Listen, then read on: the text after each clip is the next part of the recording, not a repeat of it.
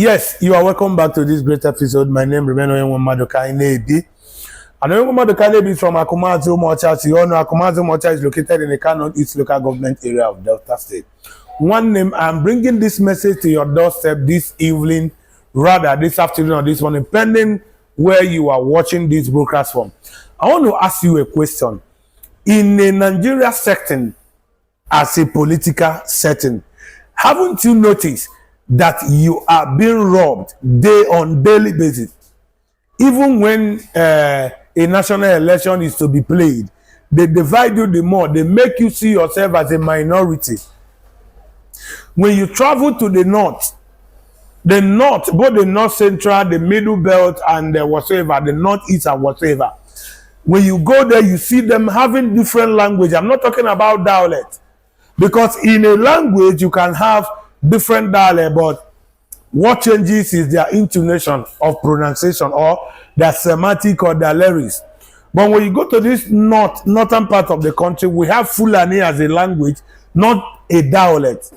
We have TV as a language, we have Hausa as a language, we have Idoma, and so on and so forth. But these people have been able to unite themselves as a people of the north. And these are things that have given them an edge over every other region.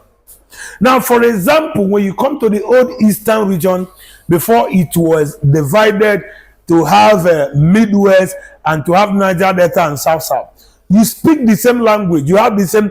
What differs is your dialect. When an Okwani person is speaking, when an Eka man is speaking, when an Onyocha man is speaking, when an Ebaki, Ikwere, Eche, and Opobo is speaking, the Anambra man and Imo State man understand. They also understand, they have vice versa understanding to what they are seeking. Now, have you ever asked yourself this question? Why is it that despite this similarity, despite this resemblance in culture, in language, why are we being told that we are not one? Why are we being told that we are not in any way related? Why is it that today a caste that has nothing to do with Benin language, that cannot understand their language, irrespective, despite Eka and Agbo living very close to the Benin, they don't understand Benin language, Benin people don't understand Eka language, yet there is a write-up telling Eka people that they are descendants of Benin. A father who gives birth to a child that cannot speak his language. A father who knows a child that his child does not have any understanding to their culture and traditional belief. And most of our brothers and our sisters are running with such ideology.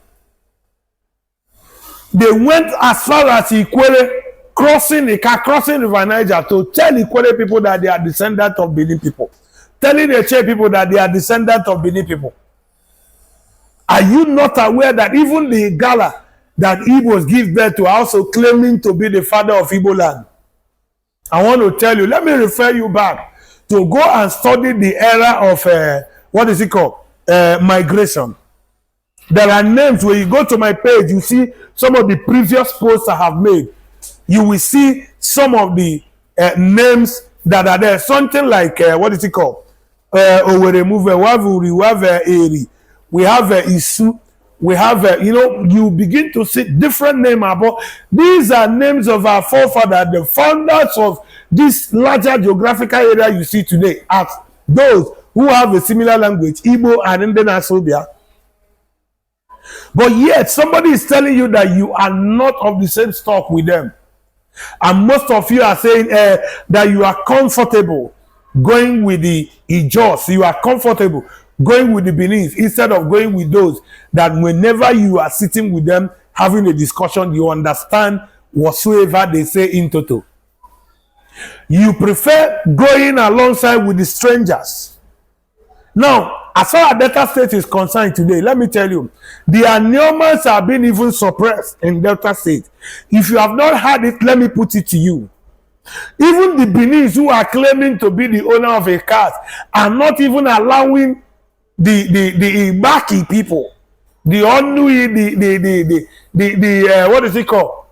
The Ota people, to actually exercise their civic rights as a citizen or indigenous of that Edo State, because they see them as a people who are not of the same stock with them.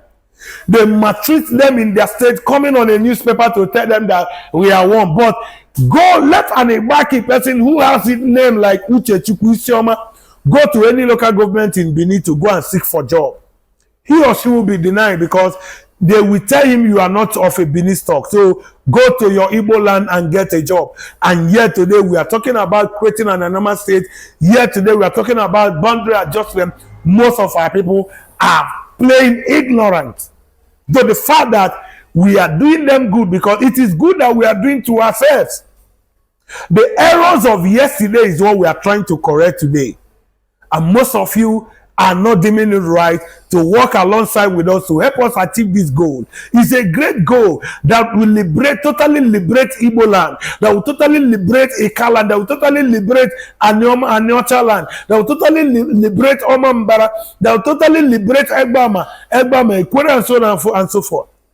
Even our families, those who find themselves as an Igbo speaking in River State, you can go there and see the level of humiliation and marginalization they are going through in the hands of the Jaws and the Chekiris. Yet you want to become a Benin person overnight. While I was growing up in our schools, we had a study about Mungo Park, who came to this country 1850, and he said he discovered the River Niger. And I believe that theory until I begin to read meaning into every word that I come across. The word discovery actually tells me that anybody who, if you discover anything, means you are the first person to see that. Mungo Park before our eyes tell us that our forefathers are blind without us knowing it. He said he discovered the River Niger. He named it. He forgot that our fathers has been fetching water, fishing on that river, and they gave it name Omambala Oshimiri Ohimmiri. He came and told us that he was the one who discovered it. He wrote a book about it and handed it over to our school curriculum. It was being taught from generation to generation. Who discovered River Niger? Mungo Park, leaving our forefathers. Who first give that river name? So you see, this is some of the things we are going through ignorantly without knowing it. The change, how did we come about being descendant of Ndi Bini? Are you aware that before the Midwest was created, that the Edos was actually with their Western brothers? I mean the Yoruba, the Oduduwas. But it came to a point that because of their monarchy system whatsoever they are dragging within themselves, they were being suppressed and oppressed. So Benin people, they began to cry of marginalization and a kind of humiliation they are going through in the hands of the Westerners. That was what actually gave birth to the creation of Midwest. Because Benin is too small to be called a region, and they added them Yusobo, Isoko and Ichekiri, they were still too small to be called a region. They decided to reduce the population of Igbo race by carving out from Asaba down to Agbo, to Igbake, adding them to Benin, making it a region, which is called Midwestern region. And as they grow and as they go by, during the time of military administrator, the person of Obomudia, who was the military administrator to Bendel, why a proposal was actually made to create, to divide Bendel State to have double state, which is Delta and Benin, Edo State today. Because his mother is from Igbake, he decided to go alongside with the Igbake people, making his two parents coming from Edo State. This was how Igbake and her families and other Igbo-speaking part was ceded to Edo State. A lot of things has been happening. Are you aware of how Niger Delta and Southside was actually orchestrated? These things was actually introduced politically to reduce the population and what is it called, landmass of Igbo race. And they did not stop just by creating states. After creating the state, after ceding a better part of Ndibo, they will launch a campaign, a propaganda telling those people that they are not of Igbo stock. And this is what we have been going through. Up to this moment, a better part of Igbo land has been ceded to Benue and Kogi. I put it to you, you can go and make your research. Only on Benue, we have close to over 1,000 communities, Igbo-speaking communities, that was taken away from Ali Igbo to Benue. I'm not talking about the ones that we are taking to Kogi, or the ones that are actually seeded away to the Benue. What about the ones that found themselves in Cross River? The ones that found themselves in River State? Yet these people are being told that they are not from Benin, they are not from Igbo land, that they don't have nothing to do, and they are writing, turning history upside down, pointing them to Benin. But I've made my research and I discovered that the best and the easiest way to discover a people that of one entity is to look at their way of worship, which was handed over to them by their forefathers. Look at the gods of our land. The ways that our forefathers were reaching out to their God. These are things you look at. Benin, they have a Romila, they have a Shu. Of all these communities that I just mentioned that are claiming to be of Benin, none of them have knowledge of a Shu or Romia. That shows you have nothing to do with them, because this is their foundational God. Now, some of the festival that was actually introduced to us, most of those communities, was a festival because there is something we call Iguaro, which we marking the beginning of the year. And Benin, because they were inflating all the communities because of their expansion, then during their own era, they introduced some of the culture, naming it Igwe. They are not the first people. They are not the first people that did that Igwe. We have been doing Igwe before they came, but they changed the name to Igwe. We have a festival. That is why in all the Igbo land there is something we call Ifejoku. Ifejoku has same meaning and same pattern in all the Igbo-speaking communities and land and villages. Starting from Agbo, did Benin people understand what is called Ifejoku? Let Benin man come and tell me what the knowledge he has about Ifejoku. But these are errors that our forefathers were unable to correct. Today we are out to put an end to this era of division among Ndibo at large. I'm from Akumazi Umocha, and Akumazi Umocha is located in the Kano East local government area of Delta State.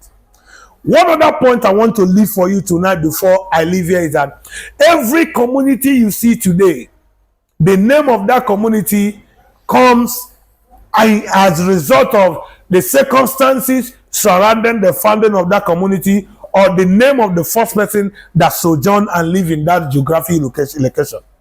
Now, if Akumazi Umocha was actually founded by a Benin person, why is the name Akumazi Umocha not Benin name? If Ogwasuku is actually founded by a Benin person, why is the name not so? If Umuede is founded by Benin person, why is it not so? If Owoyibo, if Ibaki, which is Ibaki, is also founded by Benin person, why is the name not related to Benin? What about Ibodo? What about Onichubo? What about Obio? What about Asaba, Ahaba? What about Igbo Binuzo? What about Ela? What about Ebu? What about Idumujuboko? Idumujuno? What about Abo? What about Kwale? What about Ozoro? Onechukwane? What about Osisa? What about Indemini in Okwale? Why is it that these names are not named after a Benin man that founded this community if their stories are the same? I'm sure. So what are we saying today? Enough of all this denial of not being one. I am making this plea, this meaning that it is time we come together to liberate ourselves. If we fail to have it now, it will take us centuries again before a movement like this will come up again to liberate us. Let us put our house in order and get things done as a people of one big family. Ndi Igbo ekele munu. Support Ndị Na-Asụ socio-cultural organization. Ndị Na-Asụ is an organization put together by all the Igbo families across the Federation of Nigeria. We have signatures from Ibake, we have signatures from Eka, we have signatures from Kwale, we have signatures from Aniocha, we have signatures from Imo, Anambra. Benue, we have signatures from Ikwele. These are people who came together to form this group, and then also be to cultural organization. Throw your way to this movement and let's get a victory and celebrate it together. Until I come your way again, think about what I've just said and be part of this history making moment. Thank you and remain blessed.